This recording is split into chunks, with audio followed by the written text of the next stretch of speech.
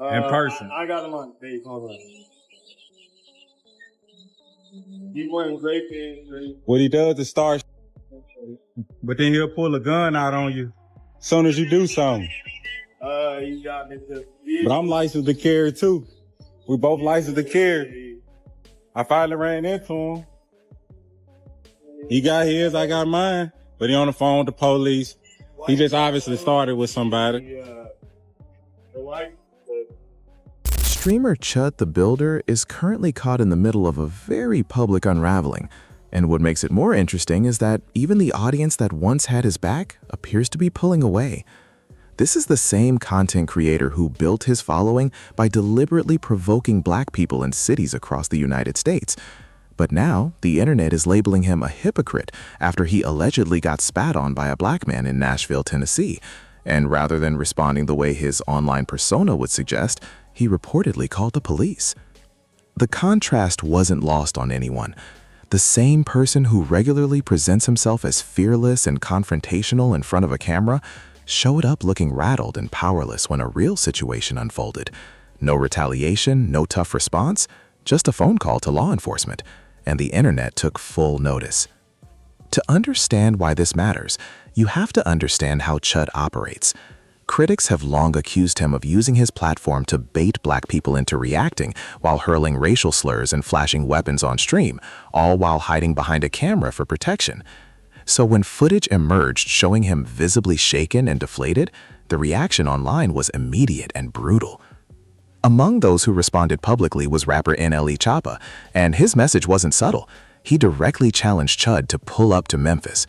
People online were quick to point out that Memphis might be the last place Chud would ever want to test that energy.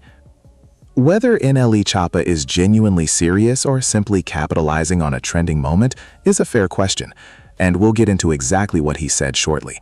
But first, there's another incident that pushed things even further and actually caused portions of Chud's own fan base to turn on him.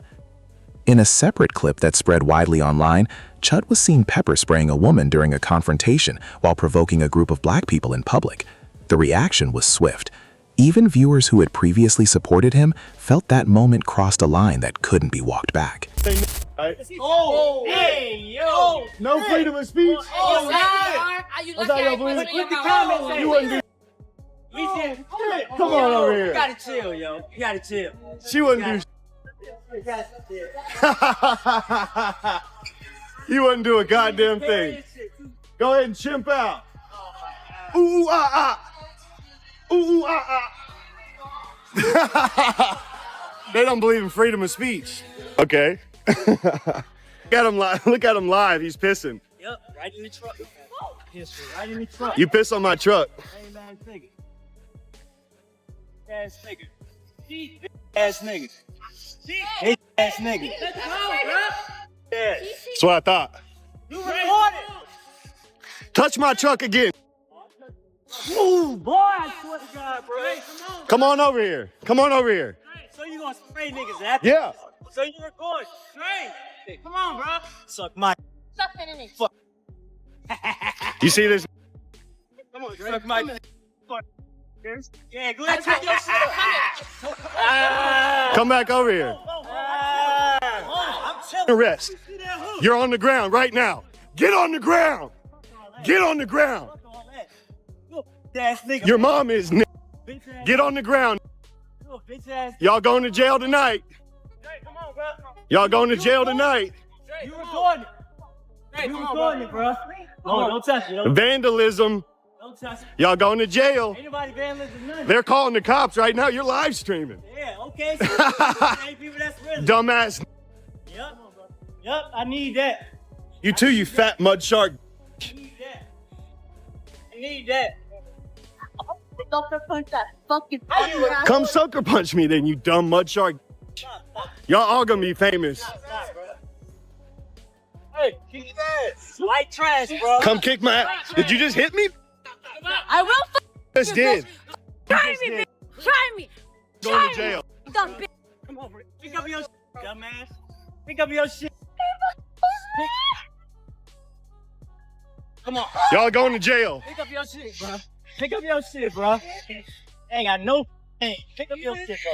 I swear to God, bro. One punch to go. One punch to go. You bitch ass up. Come on.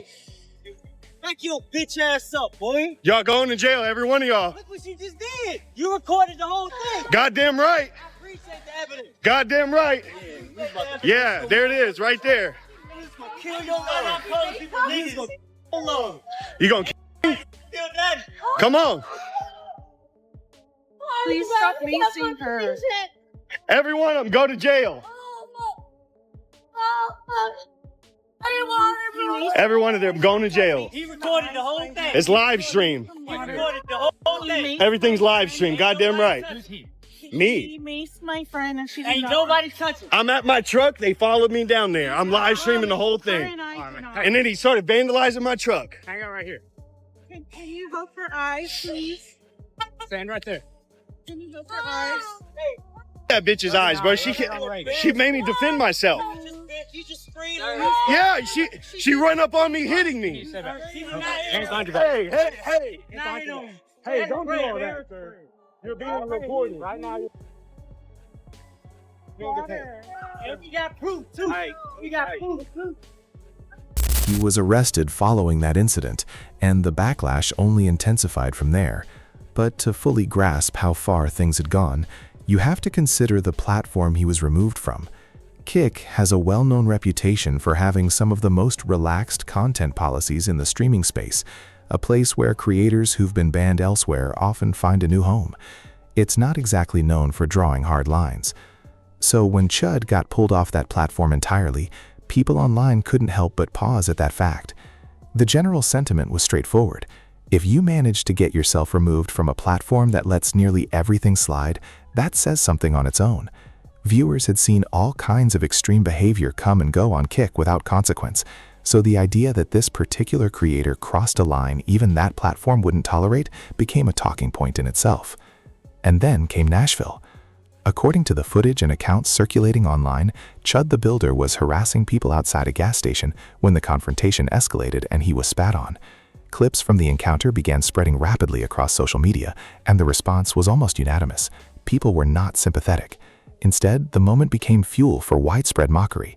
For someone whose entire brand is built around projecting dominance and aggression toward others in public spaces, being caught on camera in that position, flustered, humiliated, and reportedly running to the police afterward, struck a lot of people as deeply contradictory. And on the internet, contradiction like that rarely goes unnoticed. You gotta perform. Alright. Because you called what you want. This guy was talking to me cordially. I was. What you start calling me? Don't walk me. Big bro. Don't run. Big bro. Let him have it. Hey, what, fool? You got 18 rounds. I know this person. Let him have it. You got He gon' Hey, bro. Hey, bro. You got It ain't over, bro. Alright, bro. Huh? Spit on me. Do it again, you're gonna go to jail today. Come on, man.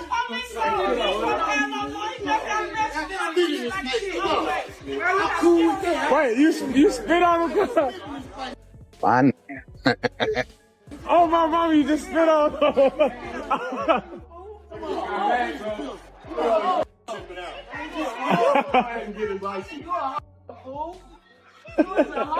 Big bro, shouldn't have did that, big bro. I'm fit to. I swear I'm fit to.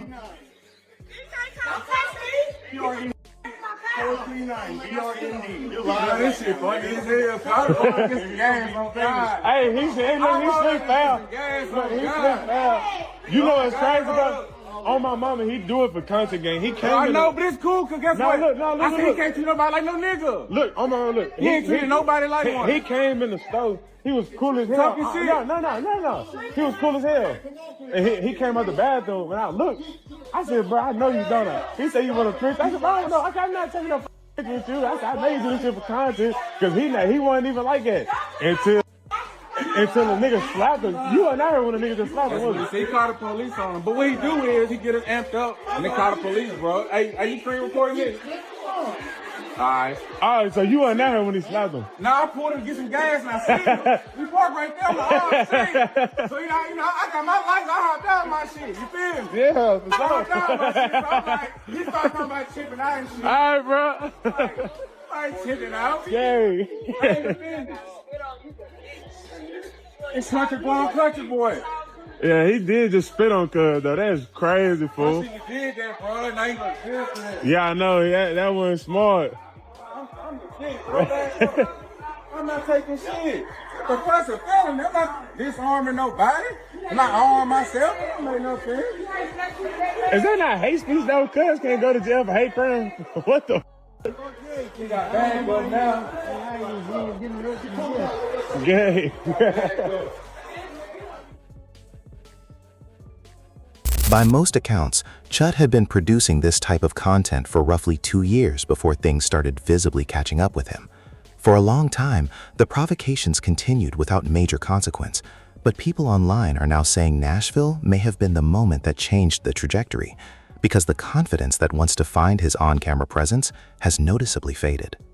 Making things worse, old photos and clips began resurfacing across social media as people worked to amplify the embarrassment.